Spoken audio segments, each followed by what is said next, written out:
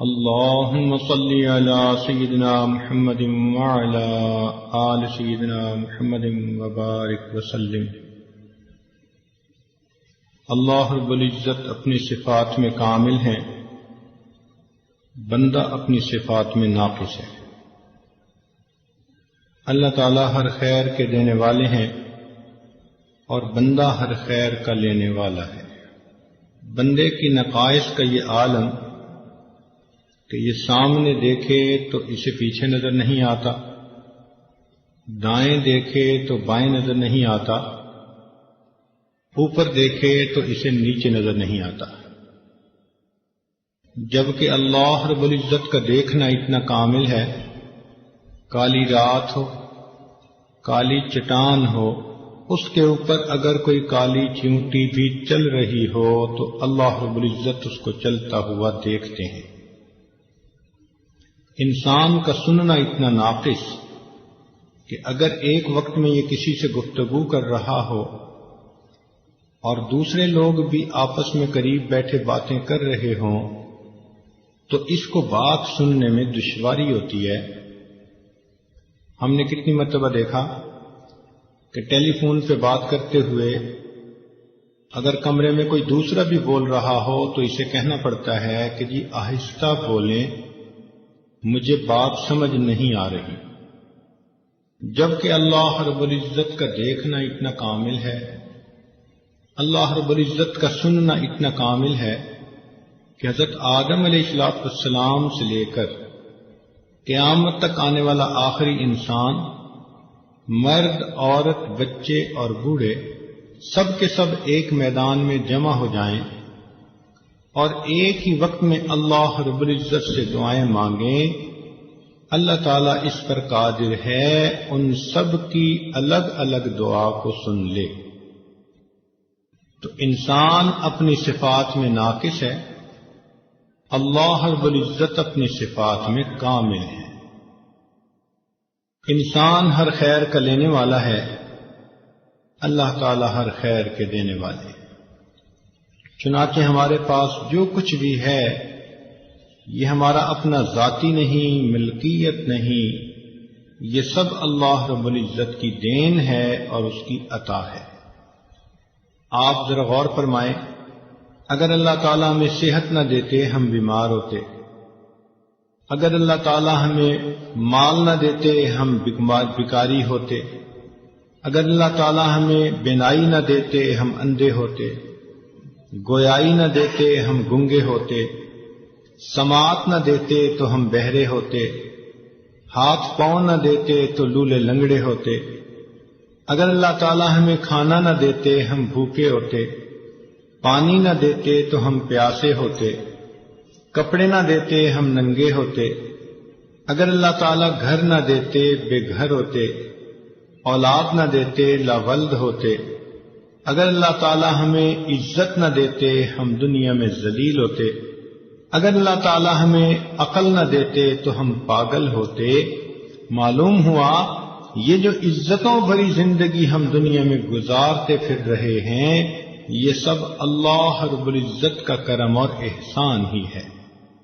چنانچہ ہارون رشید ایک مرتبہ پیاسا تھا اور اس نے پانی مانگا تو لانے والے نے پانی کا پیالہ لا کر دیا۔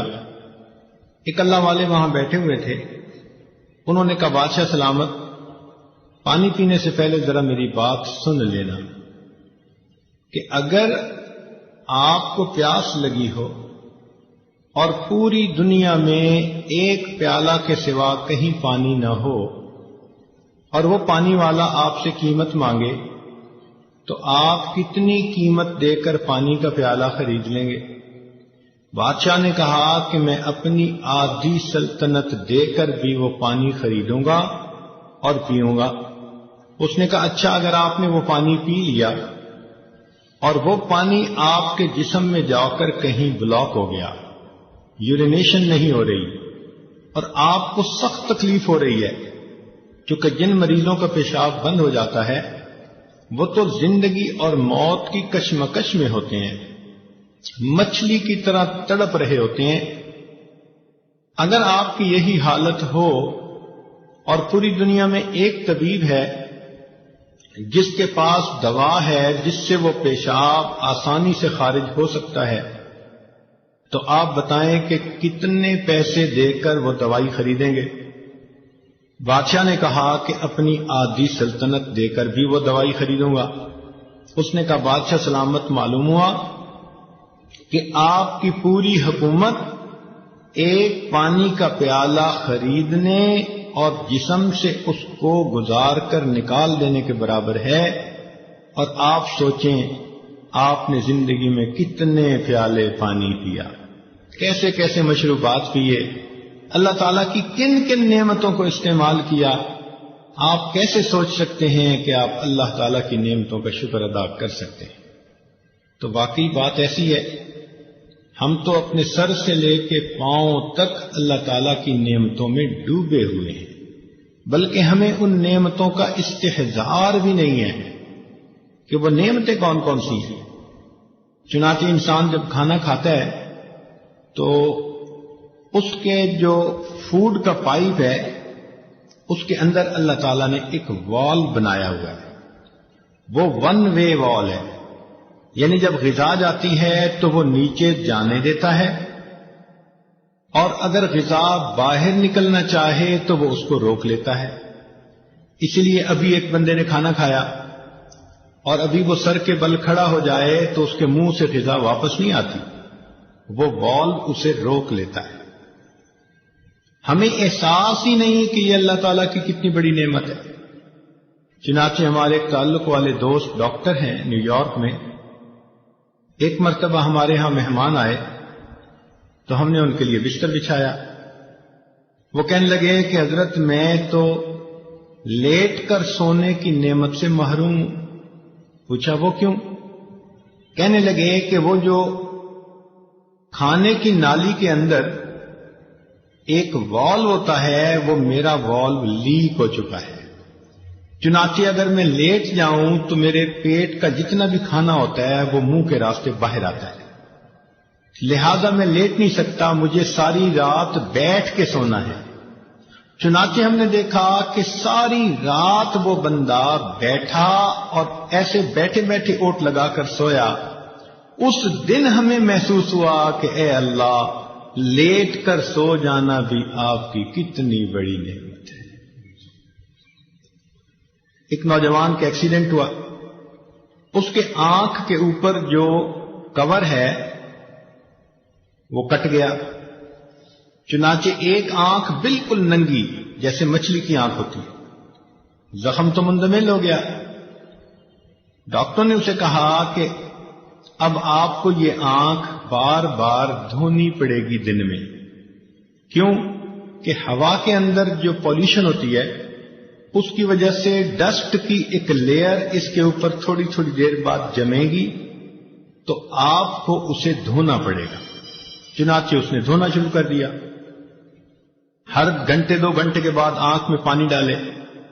اب جب بار بار یہ عمل شروع کیا تو 1 مہینے کے بعد اس کے رخسار کا جو گوشت تھا وہ اتنا سینسٹیو ہو گیا کہ پانی کے لگنے سے درد ہوتا تھا۔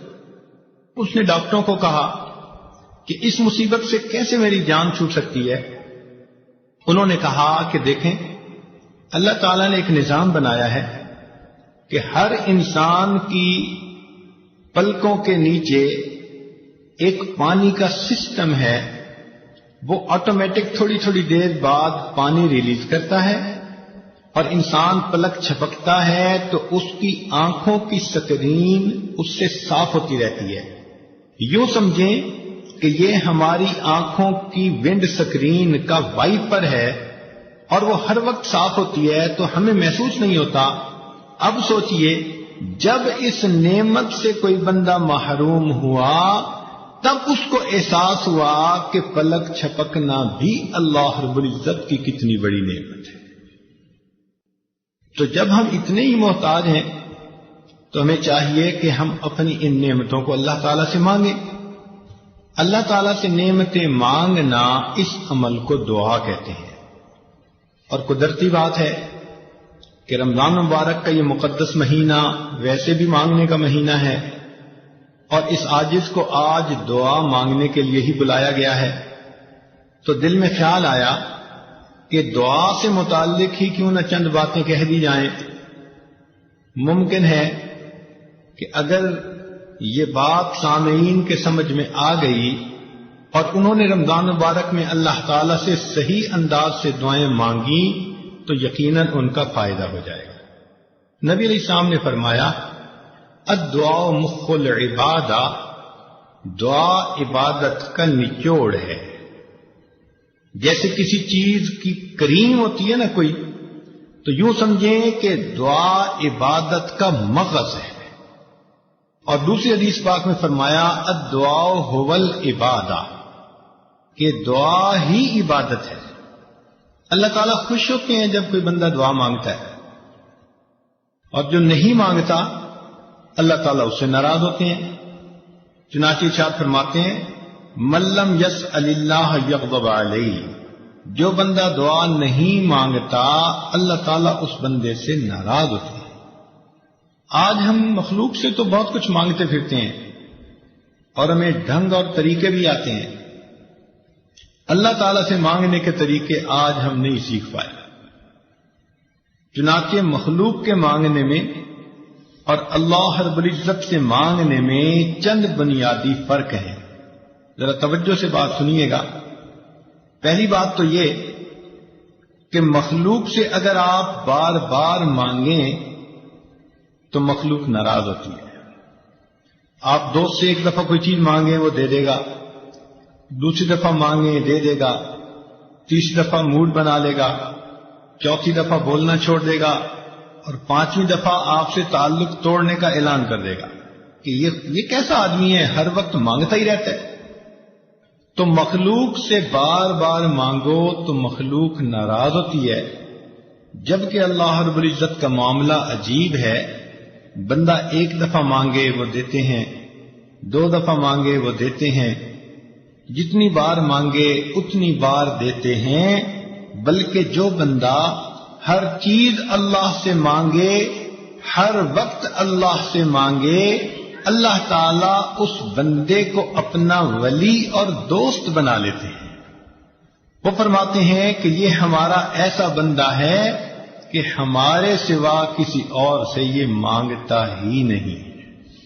ایک دوسرا فرق یہ ہے کہ اگر ہم مخلوق سے کوئی مانگے تو کئی مرتبہ دے تو دیتے ہیں مگر غصے میں آ کے دیتے ہیں۔ مثال کے طور پہ ایک آدمی ڈرائیونگ کر رہا ہے، والدہ بھی پاس بیٹھی ہے، اب کسی جگہ ریڈ لائٹ پر اس نے گاڑی کو روکا تو ادھر سے کوئی فقیر بھی آ گیا، اس نے ونڈو گلاس کو کھٹکھٹایا تو اس نے اشارے سے کہہ دیا کہ بھئی معاف کر دو، مگر مانگنے والے بھی بڑے مستقل مزاج ہوتے ہیں، وہ پھر مانگتا ہے، وہ پھر مانگتا ہے، حتیٰ کہ آپ کو غصہ آتا ہے کہ یہ جاتا کیوں نہیں۔ اتنے میں آپ کی والدہ کہہ دیتی ہے کہ بیٹا اسے کچھ دے دو۔ اب ماں کے کہنے کی بنا پر آپ اپنی جیب سے 2 روپے نکال کر دیتے تو ہیں، مگر کتنی غصے والی نظروں سے اس فقیر کو دیکھتے ہیں، اور دیتے ہوئے یوں کہہ رہے ہوتے ہیں کہ جیسے بھائی لو اور دفع ہو جاؤ۔ تو دیا بھی مگر غصے سے دیا، بوجھ سمجھ کے دیا، مگر اللہ تعالی کا معاملہ اور ہے۔ بندہ اس سے جتنا بھی مانگے، جب بھی مانگے، اللہ تعالیٰ کبھی بھی ناراض ہو کر نہیں دیتے، بلکہ ہمیشہ بندے کو پیار سے دیا کرتے ہیں۔ پھر مخلوق کے مانگنے میں ایک اور بھی ہے کہ اگر آپ کسی امیر بندے کے پاس جائیں اور ان سے کہیں جی کہ مجھے ایک چونی دے دیں، اور وہ بندہ اربوں پتی ہو، تو وہ آپ سے غصہ کرے گا کہ آپ نے مجھے کیا فقیر سمجھا ہوا ہے جو مجھ سے چونی مانگنے آ گئے۔ اور اگر آپ کسی غریب کے پاس جائیں اور اسے کہیں بھئی مجھے 10 کروڑ کا قرضہ چاہیے، تو وہ ناراض ہو جائے گا، یار آپ نے میرے پاس کوئی خزانہ دیکھا ہے۔ تو عجیب بات، امیر سے تھوڑا مانگیں تو وہ ناراض، اور فقیر سے زیادہ مانگیں تو وہ ناراض۔ مگر اللہ رب العزت کا معاملہ ایسا ہے کہ بندہ اس سے جتنا مانگے، تھوڑا یا زیادہ، اللہ تعالیٰ دیتے ہیں، بلکہ حدیث پاک میں آتا ہے کوئی بندہ اپنے جوتے کا ٹوٹا ہوا تسمہ بھی اللہ سے مانگتا ہے، اللہ تعالیٰ وہ بھی دے کر خوش ہو جاتا ہے۔